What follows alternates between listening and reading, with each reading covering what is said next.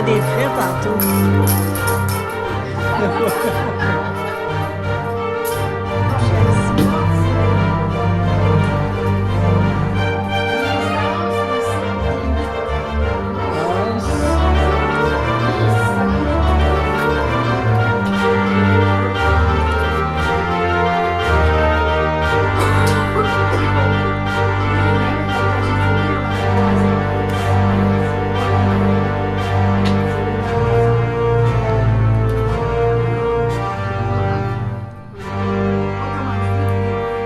Deux de trait.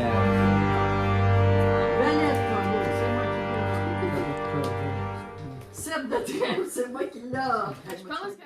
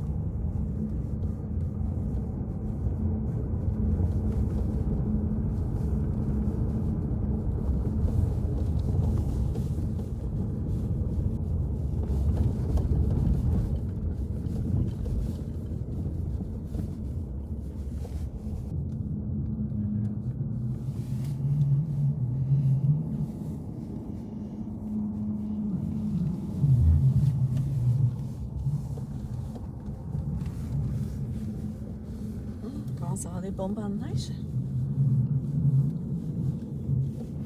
Salut, bienvenue dans un nouveau vlog. Je vous prends tard, on est vendredi, il est presque 4 heures de l'après-midi. En fait, on est arrivé au chalet vers 11h30 ce matin. Hier, on est allé chez ma belle-mère qui nous a reçus pour souper à Noël avec mon beau-frère, ma belle-sœur. Les enfants sont venus. Là-bas, on a joué à un nouveau jeu que Lily et Florence nous ont donné. Le jeu s'appelle c'est le 6 qui prend. 6 qui prend. 6 qui prend plus. Tous les joueurs dévoilent leur carte en même temps et doivent la placer dans une des 4 rangées en suivant les règles et surtout en évitant de jouer la 6e carte qui fait ramasser la rangée. Alors, c'est vraiment le fun. On peut jouer jusqu'à 10 personnes. C'est vraiment facile à comprendre. Dans le fond, on reçoit des cartes, je crois. On en reçoit 10.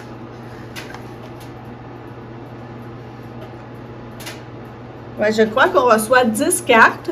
Il y a 4 cartes au milieu de la table. Puis, on choisit une carte dans notre paquet de cartes qu'on met sur la table face cachée. Quand tout le monde a choisi sa carte, on retourne notre carte. Celui qui a la carte la plus basse peut jouer sur une des 4 cartes. Dans le fond, on met la carte qu'on a choisie. Il faut toujours qu'elle soit plus haute qu'une des autres cartes qui est au milieu de la table. Si elle est plus basse, on est obligé de ramasser un paquet. Puis le but du jeu, c'est de ramasser le moins de points possible. Mais bref, super le fun comme jeu. Puis on peut vraiment être beaucoup pour jouer. Très facile à comprendre, c'était le fun. Donc, on va rejouer, c'est sûr. Ça peut être un beau jeu de gang, là. Puis, après ça, ma belle-mère nous a fait jouer, je crois que ça s'appelle le Yahoo. Ça, j'ai moins aimé. Ça joue avec des paquets de cartes ordinaires. On a 13 cartes chaque. Puis étalé devant nous. Puis dans le fond, c'est comme un bingo, là. Le maître du jeu tourne une carte du jeu de cartes. Il tourne les cartes une après l'autre et c'est le premier qui n'a plus de cartes qui gagne. Puis chaque tour, dans le fond, on met des sous. C'est un jeu pour gagner des sous, mais ça, j'ai moins aimé parce qu'on n'est pas actif. Dans le fond, c'est exclusivement le hasard qui fait que tu gagnes ou que tu ne gagnes pas. C'est un peu comme au bingo. Donc ça, j'ai moins aimé. C'est ça, on est arrivé au chalet ce matin. Là, on est le 26. On est arrivé au chalet vers 11h30. Puis là, c'est plate parce que je vous ai filmé un petit peu de route. Mais 2 minutes après avoir rangé la caméra, il y a un beau chevreuil qui était vraiment juste à côté de l'auto, là, sur notre petite route ici, sur le long du lac. Fait que j'ai pas pu vous le filmer, mais il était très, très beau, très gras, hein? Alors il ne manque pas de nourriture. Quand on est arrivé, j'ai fait le repas.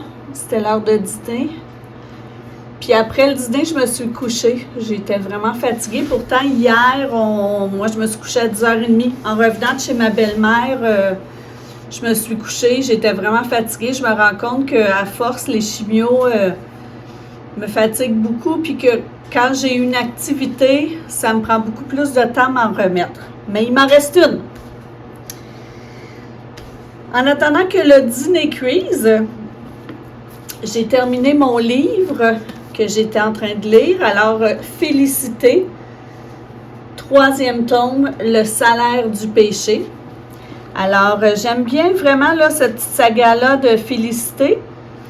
Et puis, je me rappelle plus ton nom, mais j'avais proposé à... Voyons, j'ai un blanc. À toi, là, qui fais des vlogs avec ta famille haïtienne à Montréal, puis tu fais des vlogs de la vraie vie de famille. On dirait que j'ai un blanc. Je vais essayer d'écrire ton nom ici. Il me reste un tome à lire, puis je te l'offre toujours si tu veux, hein, la saga. Mais bref, 3e tome. Et dans ce tome-là,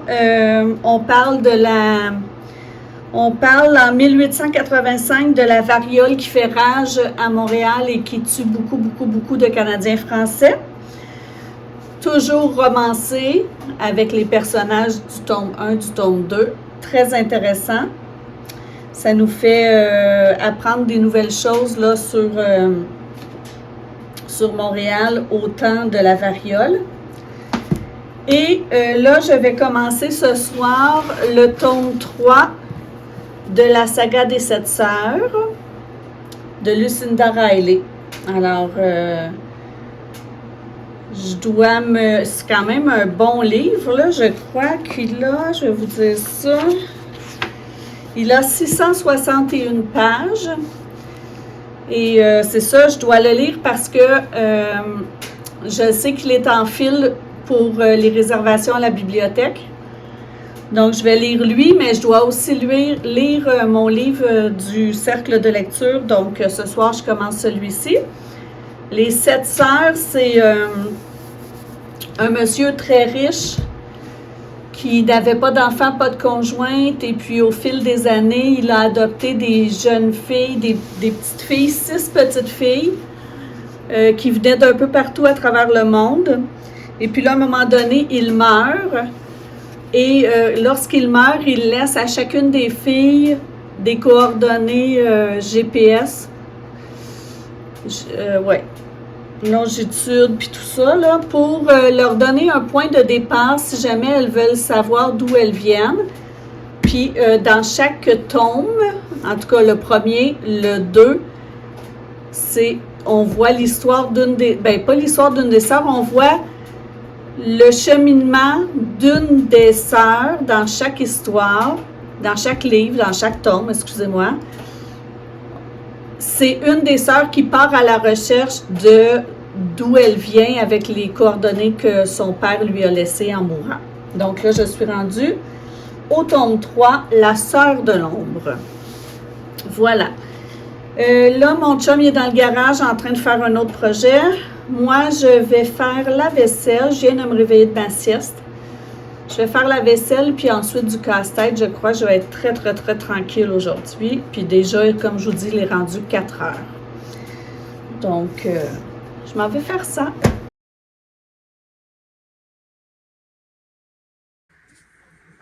En faisant mon casse-tête, j'ai levé la tête et...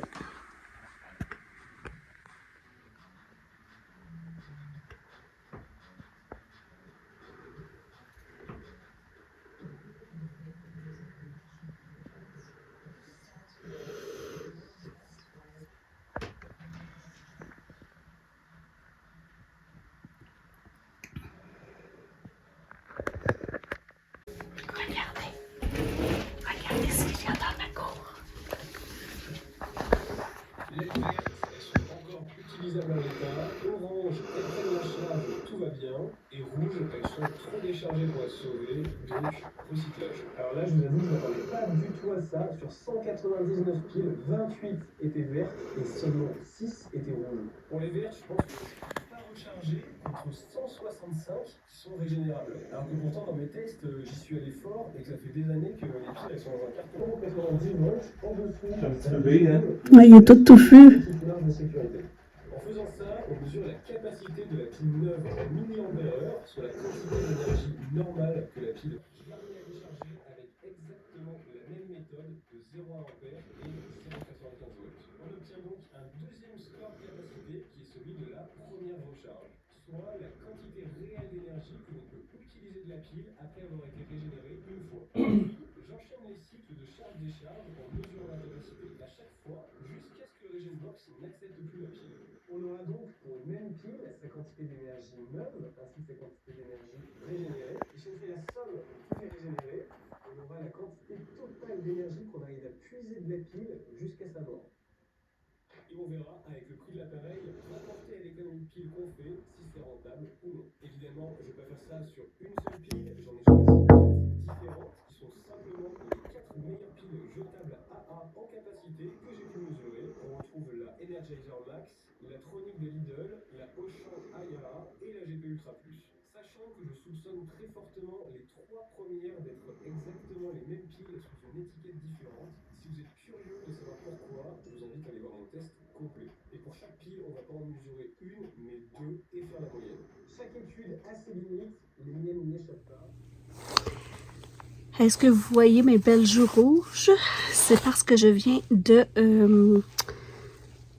pelleter la terrasse. Il fait super beau. Là, j'ai les lunettes embuées. Il fait super beau. La lumière est belle. Il fait froid, par exemple. Il fait moins 17, mais quand on bouge, on est bien. Vous avez vu ce matin qu'on a vu un beau petit chevreuil, un petit bébé cerf là, qui était dans notre cour. Ça faisait longtemps qu'on n'en avait pas vu dans la cour. Alors voilà, j'étais bien contente du petit coucou ce matin. Et puis là, on n'a plus de bois sur la terrasse, donc je vais monter du bois sur la terrasse, puis je vais le corder.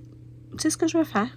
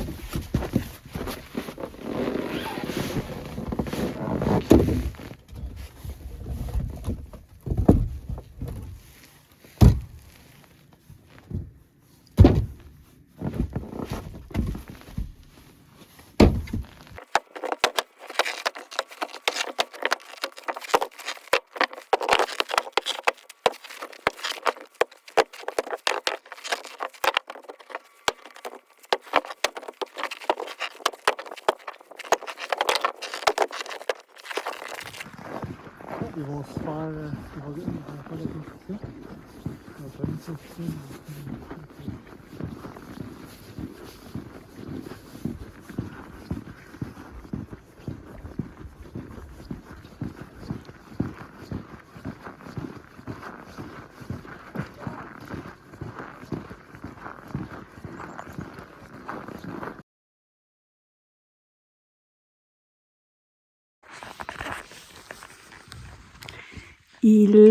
On est dimanche. Hier, en fin d'après-midi, j'ai fait le souper. Ensuite, j'ai fait du casse-tête et on a mangé en regardant Stranger Things. Après ça, j'ai lu, on s'est couché tôt. Et puis, ce matin, on a relaxé, on a pris un gros déjeuner. Là, il est 11h moins quart et je m'en vais bientôt parce qu'aujourd'hui, on va faire un jeu d'évasion avec mon amie Isabelle et son chum et ensuite ils viennent souper chez nous et jouer à des jeux de société. Donc, je suis venue voir mes petits oiseaux avant de partir parce qu'on est presque sur notre départ.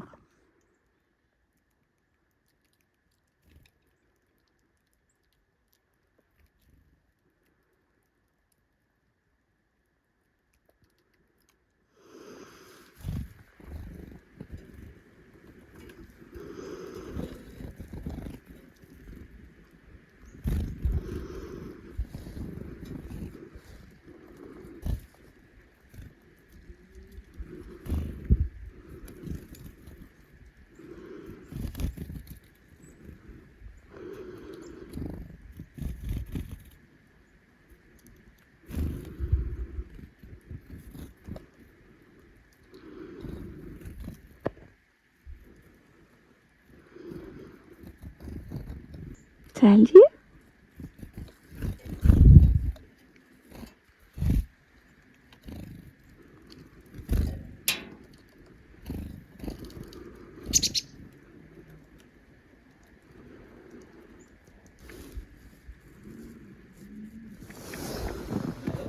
J'avais pu le mettre dans une casier.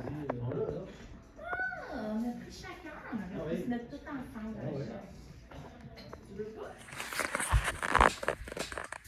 Salut, je suis rendue chez moi. J'ai dormi un peu dans l'auto pour me préparer pour ma soirée. Puis là, en arrivant, on est allé jouer au jeu d'évasion Immersia. C'était... on participait à une étude clinique et on a réussi, avec quelques indices, mais c'était quand même assez facile.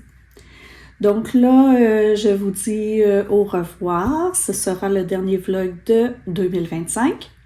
J'espère que vous aurez un beau jour de l'an. Et puis, si vous n'êtes pas abonné, abonnez-vous. Mettez un petit pouce. Ok, on finit. Ok, fini. 5! On peut lire sur le site